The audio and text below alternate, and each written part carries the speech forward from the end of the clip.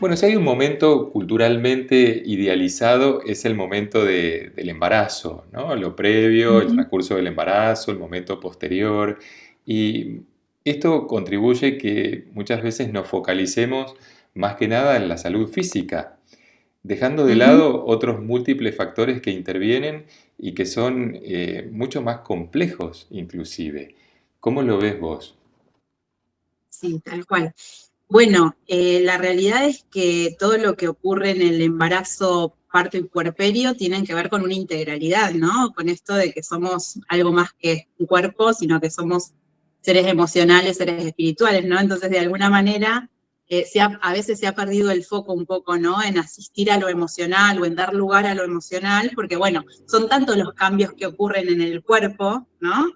Que es lo más visible, ¿no? Y lo invisible cuesta llegar o cuesta en realidad la manifestación de la mujer, porque estamos más atentos al control de salud, más enfocados en lo que es el crecimiento del bebé, en cómo van desarrollándose, no sé, sus distintos órganos, y la realidad es que lo que pasa en el aparato psíquico de la mujer que está transitando un embarazo, un parto y un puerperio es altamente movilizante y altamente, digamos, altamente crítico, en el sentido de crisis, ¿no? De crisis evolutiva, ¿no?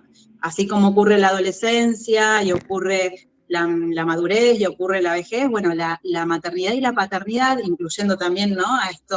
A estos compañeros, o en el caso de que sean compañeras, incluyéndolos que también van a atravesar justamente una crisis a nivel psíquico, ¿sí? O sea que hay un montón para ver de lo que está escondido atrás del cuerpo, ¿no? Y Claro. está buenísimo como pensarlo desde ahí y pensarlo como una introducción en todo lo que es el acompañamiento, porque la realidad que vos decías es que estamos muy acostumbradas a asistir al sistema de salud para controles biológicos o biomédicos, y de la pregunta por el estado emocional o por cómo está o por cómo se viene sintiendo, si bien se hace, porque la realidad es que se hace, quizás no permiten un tiempo como para ahondar o para tener una escucha más activa y capaz que darles el tiempo suficiente para que puedan como realmente comunicar qué están atravesando, ¿no? Y esto que vos decías de la maternidad idealizada, hoy justo me tomé el trabajo de buscar imágenes puse maternidad. Bueno, nada, los invito a que hagan el ejercicio y la realidad de lo que te aparece son todas imágenes muy hermosas, muy cuidadas, no sé, de una felicidad total, de un éxtasis, ¿no? En esa relación. Y muchas veces lo que escuchamos en el consultorio o en el mismo momento del nacimiento o en el posparto son cosas diferentes, ¿no? Entonces digo, qué bueno también poder empezar a deconstruir un poco estas imágenes que tenemos asociadas a una maternidad, lo que yo le llamo el imperativo de felicidad, ¿no? De que tuviste a tu bebé, tenés que estar re contenta, Ujú. y anulamos lo que puede estar sintiendo esa mujer en ese momento, ¿no? Tal Bueno, cual. eso, Por para eso empezar. me parece tan importante, como vos decís, visibilizar y quitar estigmas en este periodo donde impera la felicidad y la mujer parece que no tiene lugar a pasarla mal, ¿no? No tiene lugar a Total. decirlo y muchas veces depende del estilo del médico, del obstetra, de si da lugar Ujú. o no, si tiene la Sí, posibilidad de plantearlo, porque incluso dentro del ámbito cercano también se le exige que la total. respuesta a todo lo que le está sucediendo sea una respuesta favorable, agradable, Sí, bienvenida. sí, sí. Sí, sí, porque de alguna manera, esto que decíamos, ¿no? El imperativo de la felicidad o de que tenés un bebé o en la panza o fuera de la panza, viene como asociada a la idea del estar felices, y la realidad es que trae sentimientos de ambivalencia, muchas veces sentimientos bueno, de no poder vincularse con ese bebé, no saber cómo, y la realidad es que sienten que como eso que ellas mencionan o que sienten de alguna manera está mal, no poder conectar con el bebé, no lo dicen. Y quizás escuchando a esa mujer, a alguien cercano, a veces no es necesario que esto surja en una consulta médica, por ejemplo, y a veces es alguien del entorno que pueda como estar más atento, más observando, ¿no? Esa sintomatología o esa tristeza, ver cuánto dura, ¿no? Ujú. Ver si está más fatigada, ver si está el sueño muy alterado. Digo, hay un montón de cosas que podemos empezar a pensar acerca de cómo acompañar, ¿no? Claro, Cuando aparecen determinadas cuestiones que están por fuera de esa felicidad, ¿no? Y no exacto. taparla, en el sentido de decirle, bueno, tenés que estar feliz, es el mejor momento de tu vida, ¿no? Igual que el embarazo. Quienes atravesamos embarazos como más complejos en cuanto a la sintomatología, náuseas y demás, decimos, no, no es el momento más feliz, ¿no? Entonces todo el mundo está como ahí obturando, ¿no? Una emoción y no validándola, ¿no? No dándole como un lugar y un tiempo y un aparecer para acompañarla. Un poco por ahí, ¿no? Qué, Para estar qué- atento. Tal cual, porque qué interesante y qué importante es poder hablar de estas emociones, porque según las estadísticas, una de cada 5 mujeres padecen algún tipo de trastorno del ánimo o de ansiedad en el periodo perinatal.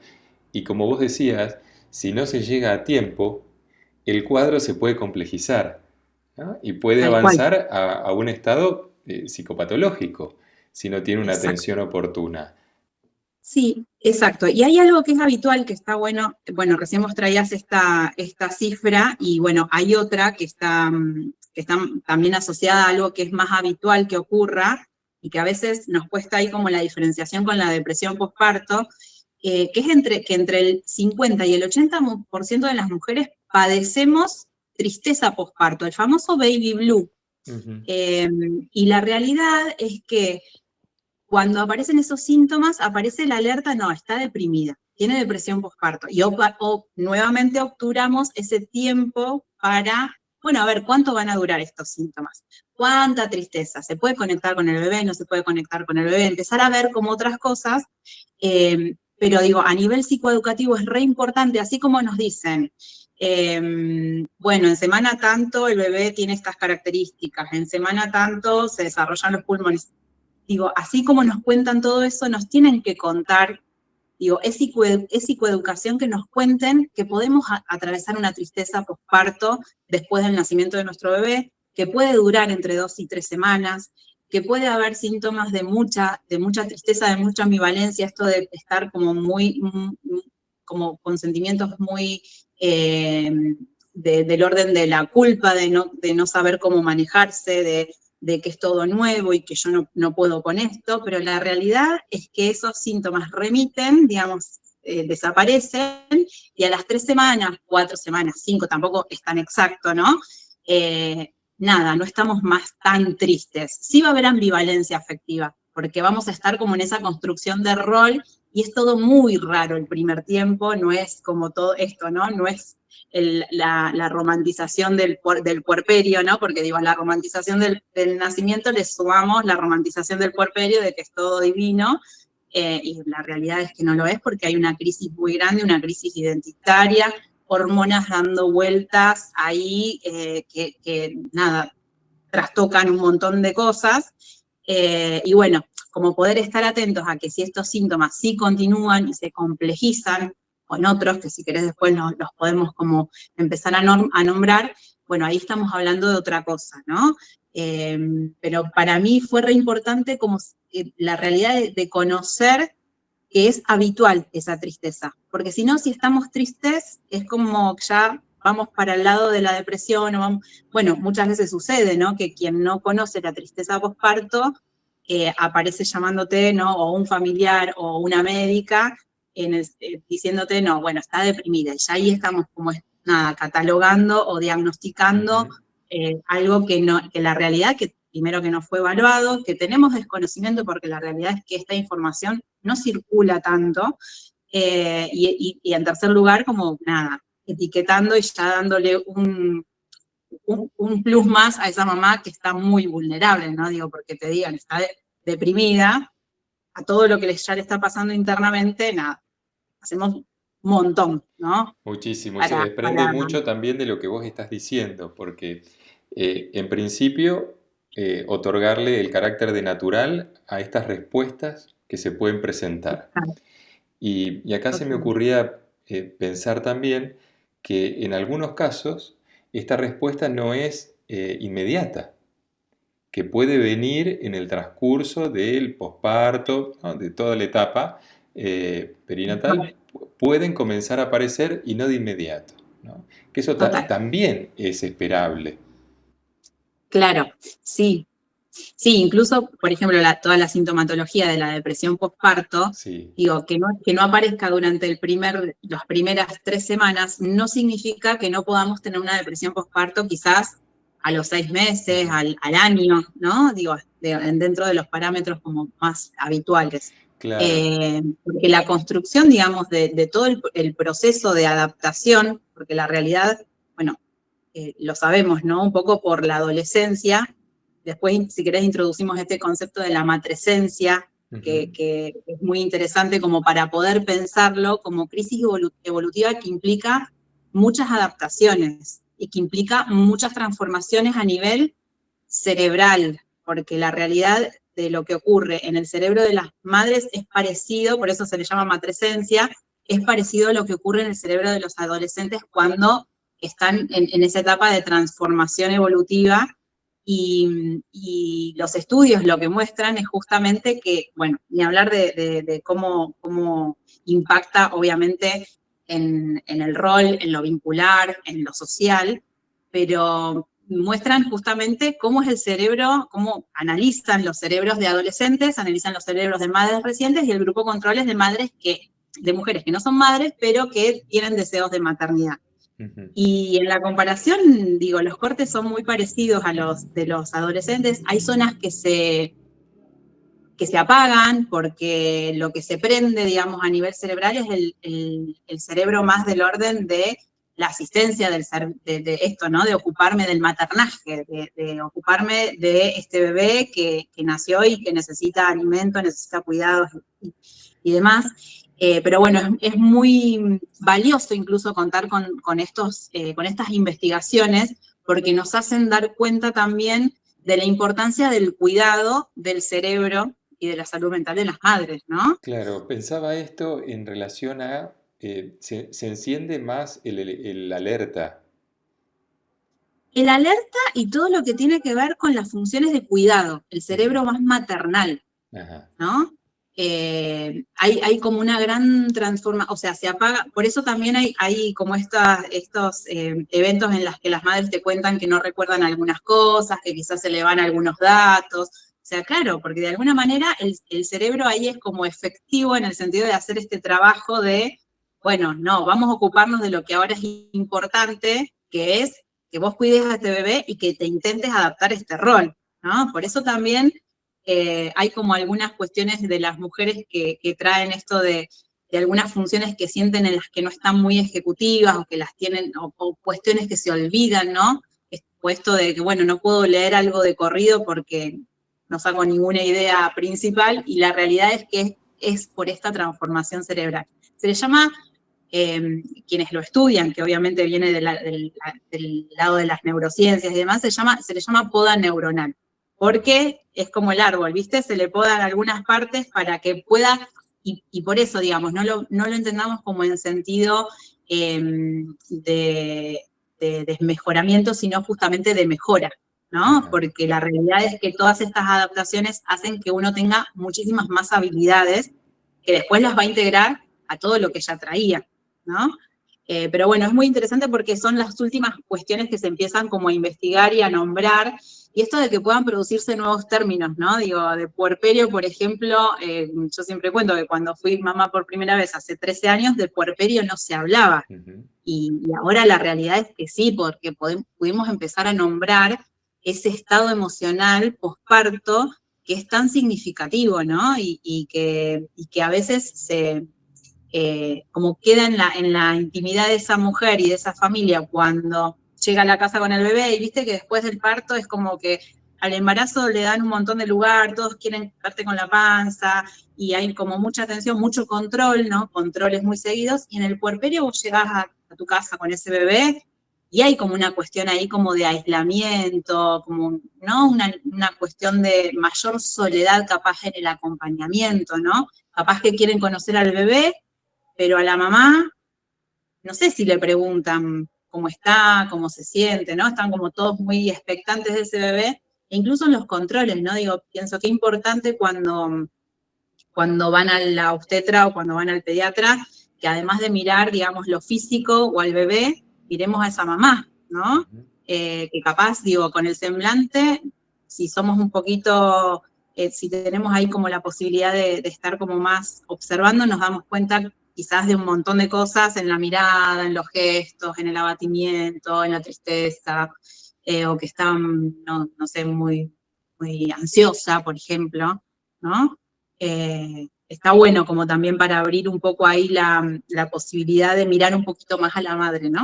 Porque parece que en el embarazo miramos el cuerpo y la panza, en el nacimiento miramos al bebé y la madre que va transcurriendo todo eso queda como ahí medio invisibilizada. Por eso la necesidad de hablar de salud mental materna, ¿no? Exacto, O en el periodo perinatal. exacto, queda en otro plano la mamá. Y Exacto. intervienen muchas Tal cual. causas o muchos factores, porque cada vez que vas presentando situaciones, entran en juego factores internos, factores externos. Hablábamos del cerebro, Ujú. también la incorporación de esta nueva persona a la familia, cómo hay que adaptar los roles, cómo eso moviliza a cada uno, no solo a la mamá y al bebé, sino a los otros integrantes de la familia, cómo se afectan los hábitos y cuántas Sí. cuestiones naturales del momento empiezan a dar señales, ¿no? Ujú. No sé, vos hablabas de la fatiga, el sueño, esto del Sí. mal dormir, los cambios Sí. hormonales o el tener idealizado ese periodo y encontrarse con otra realidad. eh, el Total. comportamiento del bebé, que no sabemos cómo va a ser, ¿no? Si va a Tienen ser de los que duermen muchos o de los que no duermen. aprendizajes. Claro, muchos aprendizajes, ¿no? Digo, Ujú. tanto para los adultos como digo, ese bebé también va haciendo todo otro proceso, pero ahora que decías de las variables y de todas esas cuestiones, digo, tomo el tema del sueño como para traer un ejemplo, ¿no? Digo, es normal no dormir cuando tenemos un bebé chiquitito, ¿no? Es normal no dormir por mucho tiempo, Ujú. pero la realidad es que ese síntoma, digo, esa alteración del sueño, si la sumamos a un montón de otras cosas, porque también, digo, podemos decir, bueno, esta mamá está cansada, ¿no? Durmió, tiene un bebé chiquitito, pero si nos quedamos solamente con eso, volvemos de vuelta a esto, ¿no? A esto de como de obturar y decirle, bueno, pero tenés un bebé, nada, es normal que estés cansada, es normal que no puedas dormir, es normal que esté la demanda de la lactancia si elegís amamantar. Pero bueno, si eso se asocia a un montón de otras, como decías vos, de otros indicadores que tienen que ver más, por ejemplo, con el aislamiento en un periodo que, digamos, por fuera de ese periodo inicial que es muy de nido, ¿no? Digo, si esa persona está aislada, continúa en aislamiento mucho tiempo, no tiene dificultades en la atención, tiene muchas dificultades en lo que es lo vincular con el bebé, o deja de, no sé, de cuidarse a sí misma, digo, es normal que no te puedas bañar, por ejemplo, que pases unos días, pero bueno, todo lo que tiene que ver con el autocuidado, que no quiera esto, ¿no? Salir de la cama, por ejemplo, o salir de un sillón, porque Ujú. a veces la mamá estamos o en la cama o en el sillón, y el hecho también ahí de quedar siempre en ese lugar, ¿no? Eh, bueno, un poco eso, ¿no? Y ver, bueno, ni hablar de la falta de apetito, ni hablar de cómo es una sumatoria de síntomas, ¿no?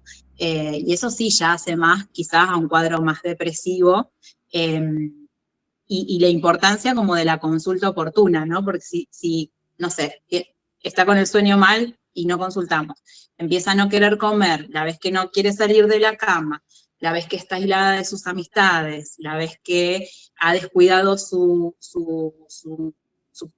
cuestiones de higiene, digo, no voy a cuestiones como más del orden de, no sé, vestirse, porque al principio viste que es como diferente, la realidad es que, bueno, y ni hablar de todo lo que es lo emocional, con estados de mucha irritabilidad, mucha angustia, esta fatiga que vos decías, es fatiga, no es cansancio, y el cansancio es algo más del orden de, bueno, estoy cansada, la fatiga es un estado como permanente, ¿no?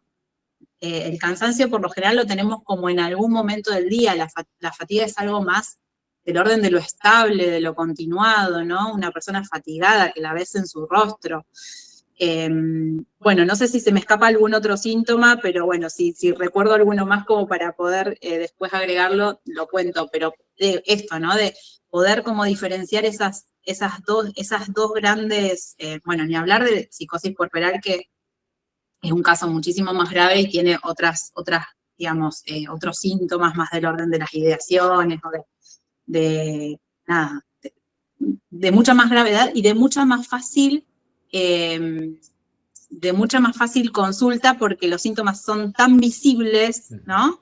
Que ahí estamos en alerta y consultamos directamente, ¿no? Pero los Podemos otros dos hablar de son esos síntomas, porque es interesante saber cuál es el momento oportuno para consultar, porque partimos de la base que hay un comportamiento esperable y la presentación de cosas que total, son esperables, pero total. en algún momento esa línea se corre y empieza a Ujú. tener que llamar la atención para poder llegar a la consulta a tiempo. Tal cual. Yo creo que cuando hay permanencia, ¿no? De sintomatología y esa sintomatología se hace como mucho más intensa, creo que ahí es el momento, ¿no? Donde permanece la angustia, donde aparecen pensamientos de querer morirse, algunas ideas con respecto al bebé, que a veces existen, pero digamos, cuando se repiten, cuando está el criterio de la repetición y de la intensidad y de la permanencia, ¿no?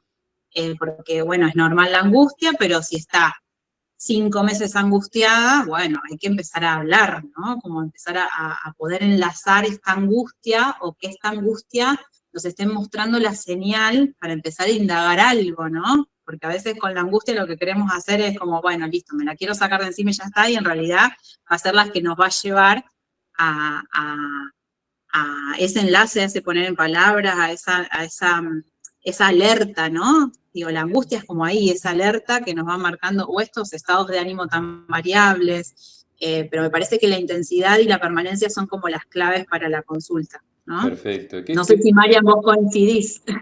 Coincido, sí, y quería preguntarte qué podemos hacer para mejorar o contribuir a la salud Ujú, mental de la madre en este periodo.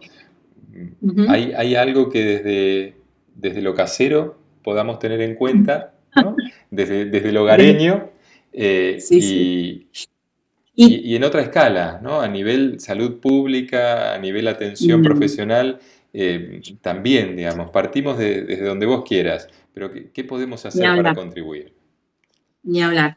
Hay algo que yo lo empecé como a descubrir, obviamente que la propia experiencia te va acomodando algunas referencias, que al principio uno, nada, no desconoce totalmente, y de alguna manera entre la experiencia y como el propio andar en los territorios perinatales te vas dando cuenta, que algo muy importante es la posibilidad de hablar realmente de lo que le sucede, porque, bueno, hay justamente esto de mucho miedo y mucha vergüenza a nombrar lo que nos sucede por esta cuestión de la idealización que vos nombrabas, ¿no? Por esto de las expectativas que existen sobre el maternar o sobre la maternidad.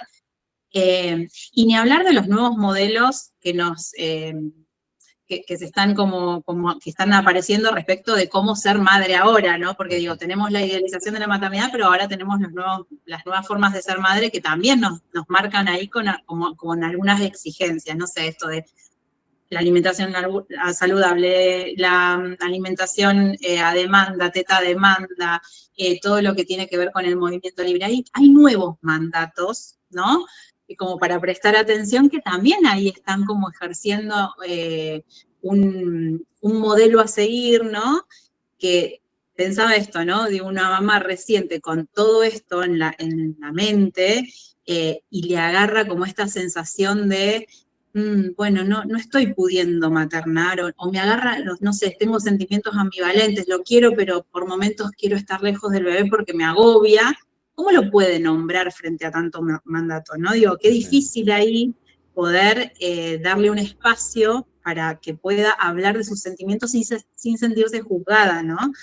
Ahí yo creo que está bueno cuando empiezan a aparecer eh, estas tribus de madres o tribus, que en realidad hay tribus de madres, después si querés nombramos un poquitito qué pasa compañeras o compañeros, ¿no? ¿Qué pasa con ese otro que Ujú. acompaña a la mamá en su embarazo y que después paterna o materna, ¿no? En sintonía ahí con la mamá. Aparecen todo lo que son los espacios de acompañamiento, las tribus de madres, ¿no? Que se empiezan a encontrar con pares. Un poco también lo que pasa con la adolescencia, en esto de la matresencia. Necesitamos encontrarnos con otros para conversar en un espacio que sentimos seguro también, ¿no? Porque, y ni hablar de elegir con quiénes, digo yo, porque a veces andamos como en una necesidad de encontrar esa escucha que no me va a decir que lo que yo estoy diciendo está mal, esa Ujú. escucha que valida, ¿no? Esa escucha que entiende, esa escucha que te dice que, bueno, que nada, que está atravesando incluso la misma etapa, ¿no? Este encuentro con otros y con pares. Bueno, ni hablar de esto que te decía al principio de que quienes estamos acompañando, seamos profesionales de la salud o seamos, nada, parte de la sociedad, ese amigo o esa tía o esa abuela o esa maestra del jardín o del maternal, que ahí también, digo, es otro mundo de cómo se entrelaza, ¿no? La institución familia y la institución maternal. Digo, ¿qué le preguntamos a las madres, ¿no? ¿Cómo las vemos a las madres y cómo podemos, eso que te decía, quizás registrar con una pregunta de cómo te sentís o qué necesitas para saber realmente de la boca de la mujer qué es lo que Mm. necesita y qué es lo que está sintiendo, porque si no es esto, ¿no? La vemos que está llorando y es, no, tenés que estar feliz. La vemos que está con muchos sentimientos de culpa, no, bueno, pero no te tenés que sentir culpable. Bueno, se siente culpable. Dejémosla nombrar que se siente culpable y después vemos, ¿no? Como una necesidad ahí de poder uno ponerse como en un costado, ¿no? Y ahí dejarla a la mamá y a su familia y que puedan construir, ya te decía, estos espacios. Obviamente que si la sintomatología y si la cuestión se complejiza, necesitamos consultar. Y quizás la primer puerta de entrada sea esa consulta ginecológica en la que puedan mencionar, mira, no me estoy sintiendo bien a nivel emocional, a veces no es necesario hacer como todo el recorrido de lo que le pasa, Ujú. y que puedan contar ahí con una derivación, ¿no? Un poco esto que vos nombrás respecto a las políticas, digamos, con respecto a lo que es el cuidado de la salud mental perinatal, y digamos, ahí incluyo a las madres y también al resto de personas de la familia, digo, hermanitos, padres, ¿no? Porque capaz que a veces la consulta viene porque este hermanito tiene necesidades de hablar de lo que le pasa con su hermano, que capaz que hasta ni lo pidió. Pensaba un poco esto, ¿no? Digo, ¿qué lugar tenemos o qué visibilidad tenemos de lo que es la especificidad perinatal dentro de los que son las carreras universitarias, los espacios de formación, eh, los hospitales, las clínicas, digo, en esos lugares? No sé, me gustaría en algún momento como preguntar si realmente se conoce, ¿no? La especificidad, porque yo, por ejemplo, que soy psicóloga, no la conocía cuando me recibí, ¿no? Entonces digo, si yo misma, que vengo de esa disciplina, no la conocía, es porque hay algo que ahí necesitamos como empezar a poner más en evidencia y empezar a hacer más campañas y empezar a habitar los territorios y empezar a habitar los hospitales, y ojalá podamos tener, ¿no? Esas posibilidades por parte de una sociedad que nos dé, ¿no? Digamos, esos lugares. Entonces, a la hora de que exista, digamos, la necesidad de consulta, podamos estar ahí para recibirlas, ¿no? Que de hecho psicología es Ujú. dentro de la, digamos, lo pienso dentro de los hospitales, de las clínicas, es como ahí alguien que es como el mago sin magia, ¿no? Que va ahí circulando, capaz que no estamos muy visibilizados, en algunos lugares no estamos, ¿no? Psicología perinatal no está en las en algunas de nuestro país sí están, pero no está como parte integrante de los servicios de salud mental. Digo, no tenemos guardias, sí hay en algunos hospitales de nuestra, pero no en todos, no tenemos guardia en salud mental para asistir, por ejemplo, un duelo perinatal. Ujú. ¿Quién está en ese momento? Están los médicos, están las enfermeras, pero ahí ocurrió la muerte y ocurre, digamos, quienes esperaban la vida reciben la muerte y todo lo que sucede ahí, digo, ¿no? Ahí pasan un montón de cosas del orden de los sentimientos y de las emociones. Y, Y ahí podemos asistir un montón, incluso no solamente a las familias, digo, los profesionales también, a los profesionales también les pasan cosas con la muerte de los bebés, ¿no? ¿Y dónde lo ponen en palabras? Como, ¿no? Es como ahí creo que ahí hay como un espacio que necesitamos empezar a visibilizar también, ¿no? Digo, ¿qué le pasa no solamente a las familias, sino a los profesionales de la salud con sus emociones con respecto a lo perinatal, ¿no? Ujú. Ni hablar, es otro, digamos, podemos abrir ahí otro gran tema, y la realidad es que hay equipos de profesionales que lo habilitan, ¿no? Que se lo permiten, porque digo, dentro del sistema médico hegemónico también hay muchas eh, como, como obturaciones a la palabra, ¿no? El médico no puede sentir, tiene que hacer, tiene que salvar vidas, Ujú. ¿no?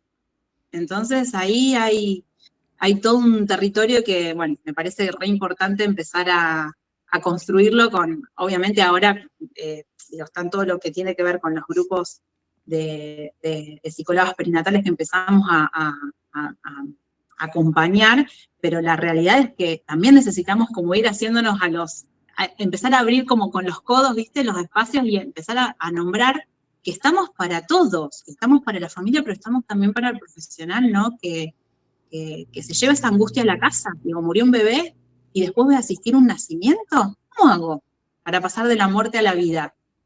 Es un montón, ¿no? Lo dejo ahí como para Sí, es fuerte, para pensarlo. un gran interrogante, una gran deuda, me parece que tenemos y, y que en distintos niveles tenemos todos algo por hacer. Porque en cada una de las situaciones y en cada una de las etapas de este periodo perinatal, escuchándote, tomo como un común denominador las presiones que se presentan a través de distintas cuestiones, ¿no? Internas, externas, mandatos, imposiciones culturales. eh, Total. y hay que comenzar a hablar de esto para poder alivianar y para poder deconstruir eso e instalar otro tipo de palabras, otro tipo Total. de espacios.